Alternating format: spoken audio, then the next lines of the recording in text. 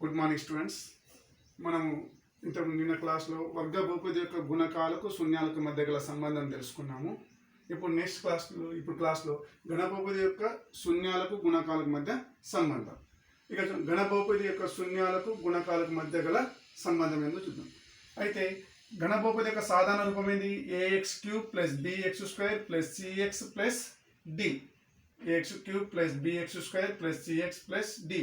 ఘన బహుపది యొక్క శూన్యాలు alpha comma beta comma gamma అయినా, అంటే ఘన బహుపది కాబట్టి ఈ మూడో పరిమాణం ఉంది కాబట్టి దీనికి ఎన్ని శూన్యాలు ఉంటాయి? 3 శూన్యాలు. ఆ 3 శూన్యాలు నేను ఏమనుకుంటున్నా, ఒకటి ఆల్ఫా, ఒకటి బీటా, ఒకటి గామా. అయితే వాటి యొక్క గుణకాలకు ఆ శూన్యాలకు మధ్య గల సంబంధం ఏంది? అయితే ఎక్స్ క్యూబ్ యొక్క గుణకం ఇక్కడ ఏముంది? ఏ. ఎక్స్ స్క్వేర్ యొక్క గుణకము బి. ఎక్స్ యొక్క గుణకము సి. స్థిర పదం ఏముంది? డి. అంటే శూన్యాల మొత్తం ఫస్ట్ చూద్దాం. ఆ 3 శూన్యాలను కూడితే మనకి ఏమొస్తుంది అంటే మైనస్ ఎక్స్ స్క్వేర్ గుణకము బై ఎక్స్ క్యూబ్ గుణకము. అంటే మైనస్ ఎక్స్ స్క్వేర్ గుణకం బై ఎక్స్ క్యూబ్ గుణకం. అంటే ఇక్కడ మైనస్ ఎక్స్ స్క్వేర్ గుణకం అంటే ఇక్కడ ఎక్స్ స్క్వేర్ గుణకం ఏముంది? బి. కాబట్టి మైనస్ బి బై ఏ. అంటే alpha plus beta plus gamma ఏమొస్తుంది? మైనస్ బి బై ఏ. శూన్యాల మొత్తం మన వర్గ బహుపదిలో కూడా శూన్యాల మొత్తం ఏమొచ్చింది? మైనస్ బి బై ఏ. కానీ అక్కడ మైనస్ బి అనేది ఏంది? అక్కడ ఎక్స్ గుణకం. కానీ ఇక్కడ ఏంది? ఇక్కడ ఎక్స్ స్క్వేర్ యొక్క గుణకం. ఘన బహుపదిలో ఎక్స్ స్క్వేర్ యొక్క గుణకం. నెక్స్ట్ రెండింటిని శూన్యాలను లబ్ధం చేసి వాటి మొత్తం చేసినప్పుడు అంటే alpha plus beta into gamma plus gamma into alpha చేస్తే ఏమొస్తుంది అంటే ఎక్స్ గుణకం బై ఎక్స్ క్యూబ్ గుణకం. ఎక్స్ గుణకం బై ఎక్స్ క్యూబ్ గుణకం అంటే సి బై ఏ. మరియు శూన్యాల లబ్ధం ఆల్ఫా బీటా గామా మూడింటిని గుణకారం చేస్తే ఏమొస్తుందంటే మైనస్ స్థిర పదం బై ఎక్స్ క్యూబ్ గుణకం. అంటే ఇవన్నీ గుర్తుపెట్టుకోవాలి. Alpha plus beta plus gamma minus B by A. Alpha into beta plus beta into gamma plus gamma into alpha C by A. Alpha into beta into gamma minus D by ఒకటి. ఇక alpha plus beta into gamma plus gamma into alpha C by అంటే X గుణకం by X cube గుణకం. ఇక్కడ alpha into beta into gamma minus D by ఏ అంటే ఇక్కడ minus స్థిర సంఖ్య బై ఎక్స్ క్యూబ్ గుణకం. అంటే అన్నిట్లో హారంలో ఎక్స్ క్యూబ్ గుణకం మాత్రమే ఉంటుంది. హారంలో ఒక దాంట్లో ఫస్ట్ ఇది మైనస్ వస్తే నెక్స్ట్ ఇది ప్లస్, నెక్స్ట్ మైనస్. ఈ విధంగా గుర్తుపెట్టుకోవాలి. అయితే మనకు ఒక్కొక్కసారి ఏమిస్తుందంటే ఒక ఘన బహుపది ఇచ్చి దానికి డైరెక్ట్గా మనకు శూన్యాల మొత్తం ఏమవుతుంది, శూన్యాల లబ్ధం ఏమవుతుంది అని బిట్లో కూడా అడగచ్చు. శూన్యాల మొత్తం, శూన్యాల లబ్ధం, లేకపోతే రెండింటిని శూన్యాల గురించి వాటి మొత్తం చేస్తే ఏమవుతుంది ఆ విధంగా బిట్లో అడగచ్చు. దానికోసం మనకు ఒక పేజ్ నెంబర్ 17లో ఇవి చేయండిలో ఉంది. అది ఏ విధంగా చేయాలో పట్టిక ఉంది. ఆ పట్టికలో ఒక లెక్క తీసుకున్నాను నేను. చూడండి, ఇక్కడ X cube minus 3x square minus X minus 2 అనే ఘన బహుపది ఇచ్చి దానికి మనకి ఏమన్నాడంటే శూన్యాల మొత్తం ఏమవుతుంది, నెక్స్ట్ శూన్యాల లబ్ధం ఏమవుతుంది, రెండింటి శూన్యాలను గుణించి వాటి మొత్తం ఏమవుతుంది అని అడిగిండు. అంటే ఇక్కడ శూన్యాలు కనుగొనాల్సిన అవసరం లేదు, డైరెక్ట్ చూసి కూడా రాయొచ్చు. ఏ విధంగా అంటే ఫస్ట్ ఇక్కడ చూద్దాం. Alpha plus beta plus gamma శూన్యాల మొత్తం.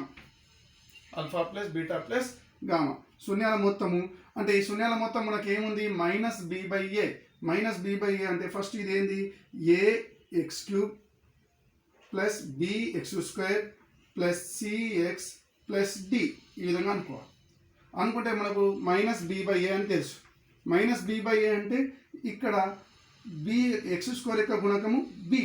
బి ఎంత ఉంది? ఇక్కడ -3 ఉంది. ఆల్రెడీ మన ఫార్ములాలో మైనస్ ఉంది కాబట్టి మైనస్ ఇది. బి విలువ ఎంత? -3 బై ఏ విలువ ఎంత? ఇక్కడ ఏం లేకపోతే ఇక్కడ ఎంత ఉన్నట్టు? 1.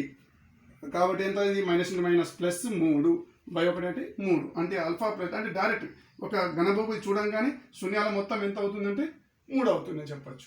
అదేవిధంగా next alpha into beta plus beta into gamma plus gamma into alpha ఎంత అవుతుంది? ఆల్ఫా ఇంటూ బీటా అంటే ఇక్కడ మనకు ఏంది? Alpha into beta plus beta into gamma plus gamma into alpha అంటే c by a. C by a. C ఇక్కడ ఎంత ఉంది? సి విలువ అంటే ఎక్స్ యొక్క గుణకము. ఎక్స్ యొక్క గుణకం ఎంత ఉంది? ఇక్కడ -1. ఏ యొక్క ఎంత ఉంది? 1. కాబట్టి -1 బై 1 ఎంత? -1. అదేవిధంగా మూడవది alpha into beta into gamma. Alpha into beta into gamma ఏంది? Formula minus D by a. ఒకటి minus B by a, c by a, minus D by a. ఒకటి మైనస్ ఉంటే ప్లస్ మైనస్. డి ఎంత ఉంది ఇక్కడ? -2. ఆల్రెడీ ఫార్ములా ఎంత ఉంది? -2 of -2 by ఏ ఎంత? 1. Minus into minus plus 2. అంటే ఒక బహుపది చూడంగానే శూన్యాల మొత్తం 3 అవుతుందని చెప్పొచ్చు. రెండు శూన్యాలు గుణించి వాటి మొత్తము చేస్తే ఎంత వస్తుంది? -1. 3 శూన్యాల లబ్ధం ఎంత వస్తుంది? 2. ఈ విధంగా ఆ పట్టిక మొత్తం పూరించండి. ఓకే, మనం ఒక ఎగ్జాంపుల్ తీసుకుందాము.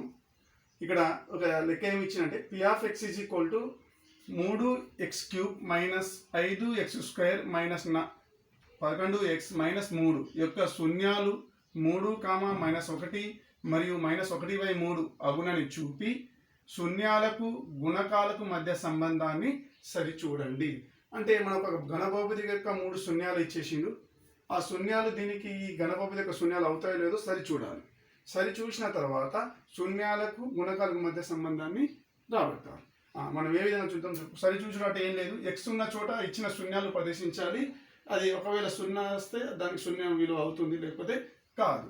ఓకే, ఫస్ట్ మనం బహుపది తీసుకుందాం. P(x) = ఏముంది? 3x³ - 5x² - 11x - 3. ఏమేమి శూన్యాలు ఇచ్చింది? మనం ఫస్ట్ 3 ఇచ్చింది కాబట్టి x ఉన్న చోట 3 రాద్దాం. P(3) = 3 × 3³ - 5 × 3² అంటే x ఉన్న చోట 3 రాస్తున్నాం. -11 × 3 - 3. ఇక చూద్దాం.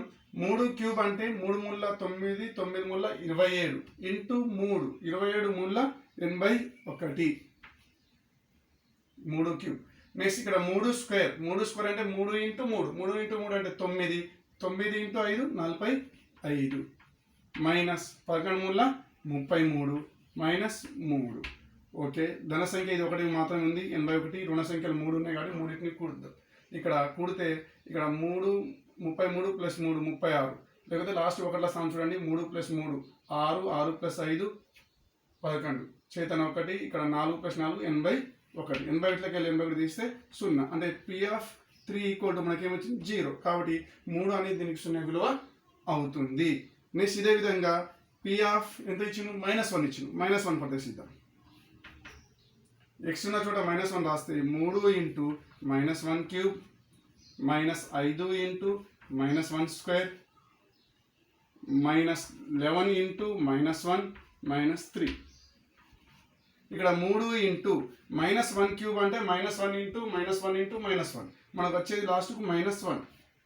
నెక్స్ట్ -1² అంటే -1 × -1 +1 అవుతుంది. -5 ఇక్కడ 1 అవుతుంది. నెక్స్ట్ ఇది మైనస్, ఇది మైనస్, మైనస్ ఇంటూ మైనస్ +11 -3. ఇక్కడ ప్లస్ ఇంటూ మైనస్ -3. ఇక్కడ 5 × 1 -5 +11 -3. రుణ సంఖ్యలు ధన సంఖ్య ఒకటి 11 ఉంది. రుణ సంఖ్య చూద్దాం. ఇక్కడ -3 -5 -3 అంటే -3 -5 -8 -8 -3 -11 11 తీస్తే 0 అంటే P(-1) అంటే P(-1) కూడా 0 వచ్చింది. అంటే P(3) 0 వచ్చింది, P(-1) కూడా 0 వచ్చింది. అంటే ఇవి 3 మరియు -1 అనేవి 0 విలువలు అవుతాయి. ఇదే విధంగా -1/3 కూడా అవుతుందో లేదో చూద్దాం. ఓకే, ఇప్పుడు మనం 3 -1 చూసినాం. -1/3 చూద్దాం. P(-1/3) అంటే x ఉన్న చోట -1/3 రాయాలి. 3 × -1/3³ నెక్స్ట్ -5 × -1/3² -11 × -1/3 -3. అంటే x ఉన్న చోట మనం -1/3 రాసినాం. మిగతా యాజ్ ఇట్ ఈజ్ రాసుకున్నాం. నెక్స్ట్ సింప్లిఫై చేద్దాం. 3 ఇక్కడ -1/3³ అంటే ఈ క్యూబ్ అనేది లవహారాలకు ఉంది కాబట్టి ఇక్కడ లవంకు హారంకు రెండింటిని మనము 3 సార్లు గుణాకారం చేయాలి. అంటే 1/3 × 1/3 -1/3 × -1/3 × -1/3 అంటే మనకి ఏమొస్తుంది? -1 ఎన్ని అంటే 3 సార్లు వస్తాయి. 3 × 3 = 9, 9 × 27 -1/27. నెక్స్ట్ -5 ఇక్కడ -1 మైనస్ ఇంటూ మైనస్ని 2 సార్లు వర్గం చేస్తే ప్లస్ అయిపోతుంది. 1 స్క్వేర్ చేస్తే 1, 3 స్క్వేర్ చేస్తే 9, 1/9. నెక్స్ట్ ఇది మైనస్, ఇది minus, minus into minus plus 11 × 11/3 minus 3. Next -3 into 1 sorry ఇక 3 ఎక్కంలో పోతుంది. 3 1 3 9 లవహారాన్ని క్యాన్సల్ చేసుకుంటే మిగిలింది ఇక్కడ -1/9. మళ్ళీ ఇది మైనస్ ఇది ప్లస్ 5 1 5 5/9 ప్లస్ 11/3. ఓకే, ఇంకోసారి చూద్దాం. ఇక్కడ plus into minus minus 1/9. Next ఇక్కడ మైనస్ ఇంటూ ప్లస్ మైనస్ ఇక్కడ మైనస్ 5/9 ప్లస్ 11/3 మైనస్ 3. ఇప్పుడు చూద్దాం. ఈ హారంలో ఏముంది? 9 9 3 అంటే ఈ మొత్తానికి కాసాగి తీయాలి. 9 9 3. 3 ఎక్కంలో 3 ముళ్ళ, నెక్స్ట్ 3 ముళ్ళ 1, నెక్స్ట్ 3 ఎక్కంలో 3 1 3 1 3 అంటే మొత్తానికి కాసాగి ఎంత? 9. ఇవి అన్ని 3 యొక్క గుణిజాలు కాబట్టి దీంట్లో ఏదైతే గరిష్టం ఉందో అదే కాసాగి వస్తుంది. కాబట్టి దీని యొక్క కాసాగి ఎంత? 9. ఈ 9 ఎకంలో ఒకటిసారి పోతుంది కాబట్టి మిగిలింది ఎంత? ఇక్కడ -1. 1తో గుణాకారం చేస్తే -1నే. 9 ఎకంలో ఒకసారి పోతుంది కాబట్టి ఇక్కడ 5 ఉంది కాబట్టి -5 కాబట్టి 1తో గుణాకారం చేస్తే -5నే. 3 ఎకంలో 9 3 సార్లు పోతుంది కాబట్టి దీన్ని 3తో గుణాకారం చేయాలి కాబట్టి ఇది ఎంత? 33. నెక్స్ట్ 1 ఎకంలో 9 సార్లు పోతుంది కాబట్టి దీన్ని 9తో గుణాకారం చేస్తే 3 9 27. ఇక్కడ ధన సంఖ్య 33. రుణ సంఖ్యలు చూద్దాం. -1 -5 -6 -6 -27 -33/9. 33/9 అంటే 0/9 అంటే ఎంత వచ్చింది? 0. అంటే P(x)కు అంటే ఇక్కడ P(x) -1/3 రాసిన మనకు 0 వచ్చింది. P(x)కు ఏంది? 3, -1, -1/3 అనే ఏమవుతాయి? శూన్యాలు అవుతాయి. అంటే శూన్యాలు అవుతాయి కాదా ఫస్ట్ సరి చూసినాం. ఈ 3 కూడా శూన్యాలు అవుతాయి. ఇప్పుడు శూన్యాలు అయిన తర్వాత శూన్యాలకు గుణకాలకు మధ్య సంబంధం చూద్దాం. ఓకే, శూన్యాలకు గుణకాలకు మధ్య సంబంధం చూద్దాము. ఇది 4 మార్కుల లెక్క. ఫస్ట్ చాలా ఇంపార్టెంట్, ఎందుకంటే మనకు అన్ని శూన్యాలు ఇచ్చి దాన్ని సరి చూసిన తర్వాత గుణకాలకు శూన్యాల మధ్య సంబంధం రాబట్టుమని ఇస్తారు. ప్రతిసారి ఎగ్జామ్లో వస్తుంది. ఓకే, ఇక్కడ చూద్దాం. శూన్యాల ఫస్ట్ ఏంది? శూన్యాల మొత్తం చూద్దాం. ఆల్ఫా అంటే శూన్యాలు ఏంది? ఆల్ఫా బీటా గామా 3 అయితే శూన్యాలు ఆల్ఫా అనేది ఆల్ఫా =3 అనుకున్నాం, బీటా -1, గామా -1/3. శూన్యాల మొత్తం alpha plus beta plus gamma. శూన్యాల మొత్తం అంటే ఏం చేయాలి? ఈ 3ని కూడాలి. 3 ప్లస్ -1 ప్లస్ -1/3 ఏమొస్తుంది? ఇది ప్లస్ ఏంటంటే మైనస్ 3లోకి 1 తీస్తే 2 -1/3 అంటే ఈ 3 గంటల 6 6 -1 అంటే ఎంత వచ్చింది మనకు? 5/3. 3 గంటల 6 6లోకి 1 తీస్తే 5/3 అంటే alpha plus beta plus gamma ఎంత? 5/3 అంటే శూన్యాల మొత్తం 5/3 ఉంది. మనకు శూన్యాల మొత్తం ఆల్రెడీ ఫార్ములా తెలుసు. ఏంది? Alpha plus beta plus gamma. శూన్యాల మొత్తం ఏం రావాలి? -x² గుణకం /x³ గుణకం రావాలి. -x² గుణకం /x³ గుణకం అంటే -b/a రావాలి. అంటే -b/a ఎంత రావాలి మనకు? 5/3 రావాలి. చూద్దాం -b/5/3 వస్తుంది. ఫార్ములాలో మైనస్ ఉంది. b అంటే ఇక్కడ ఎంత? b అంటే x² యొక్క గుణకం 5 అంటే ఇక్కడ ఇంతకుముందు మనం అనుకున్నట్టు ax³ plus bx² plus cx plus d అనుకుంటే ఇక్కడ a అంటే 3, b అంటే -5, c అంటే -11, d అంటే -3. కాబట్టి ఈ మైనస్ ఉంది. b అంటే -5 బై a అంటే ఎంత? ఇక్కడ 3. ఈ మైనస్ ఇంటూ మైనస్ ప్లస్ 5/3 అంటే శూన్యాల మొత్తం alpha plus beta plus gamma 5/3. మనకు ఫార్ములా ప్రకారం కూడా శూన్యాల మొత్తం ఏంది? -x² గుణకం /x³ గుణకం కూడా 5/3 అంటే ఇవి రెండు సమానం. ఇదే విధంగా next alpha into beta plus beta into gamma plus gamma into alpha చేస్తే అంటే రెండింటిని శూన్యాలను గుణాకారం చేస్తే చూద్దాం. ఆల్ఫా ఇంటూ బీటా అంటే 3 ఇంటూ -1 ప్లస్ -1 ఇంటూ -1/3 అంటే రెండింటిని ఫస్ట్ ఈ రెండింటిని గుణాకారం, తర్వాత ఈ రెండింటిని గుణాకారం, తర్వాత ఈ రెండింటిని అంటే alpha beta plus beta. Next ఇంకా ఏముంది? -1/3 ఇంటూ 3 చేస్తే 3 1 3 ఇది ప్లస్ ఇంటూ మైనస్ -3 ప్లస్ ఈ మైనస్ ఇంటూ మైనస్ ప్లస్ అయిపోయింది. 1 ఇంటూ 1 1 1/3. నెక్స్ట్ ఇక్కడ లవంలో 3 ఉంది, హారంలో 3 ఉంది, 3 3 cancel, plus into minus minus minus 1. మనకేమొచ్చింది ఈ -3 -1 -4 ప్లస్ 1/3 అంటే 3 4 12 -12 ప్లస్ 1 అంటే -11/3 అంటే రెండింటిని గుణకారం చేస్తే -11/3. కానీ మనకు ఫార్ములా ప్రకారం ఏంది alpha into beta plus beta into gamma plus gamma into alpha is equal to ఏంది మనకు యాక్చువల్గా ఎక్స్ గుణకం బై ఎక్స్ క్యూబ్ గుణకం అంటే C/A. సి ఎంత ఉంది ఇక్కడ -11, ఏ ఎంత ఉంది 3 అంటే -11/3 అంటే ఇవి రెండు సమానం. అంటే వీటి గుణకాలకు మన ఫార్ములా ప్రకారం రెండు సమానమైన లేదో చూసినాం. ఓకే, నెక్స్ట్ మూడవది ఏంది alpha into beta into gamma అంటే శూన్యాల లబ్ధం. మూడింటిని గుణకారం చేయాలి. శూన్యాల లబ్ధం 3 ఇంటూ -1 ఇంటూ -1/3.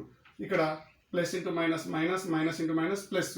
మీ 3 లవంలో ఉంది, ఇది హారంలో ఉంది, క్యాన్సల్, మిగిలింది 1. Alpha into beta into gamma ఎంత 1 అంటే శూన్యాల లబ్ధం 1. మనకు ఫార్ములా ప్రకారం alpha into beta into gamma అంటే ఇది స్థిర పదం బై ఎక్స్ క్యూబ్ గుణకం, సారీ మైనస్ స్థిర పదం బై ఎక్స్ క్యూబ్ గుణకం. మైనస్ స్థిర పదం అంటే -d/a, -d/a అంటే ఇక్కడ మైనస్, డి అంటే ఎంత ఉంది ఇక్కడ -3 ఉంది, -3, ఏ అంటే ఎంత 3, మైనస్ ఇంటూ మైనస్ ప్లస్ 3/3 అంటే ఎంత 1. అంటే ఈ విధంగా చేసిన రెండు సమానం. అంటే ఈ విధంగా మనము అన్ని శూన్యాలు వాటి యొక్క గుణకాలకు వాటి యొక్క శూన్యాల మొత్తానికి లబ్ధానికి మధ్య సంబంధాన్ని సరిచూసినాం. ఈ విధంగా మొత్తం లెక్క మనకు అభ్యాసంలో కూడా లాస్ట్ లెక్క ఉంది. ఈ విధంగా మొత్తం ఆ లెక్క మొత్తం కంప్లీట్ చేయండి.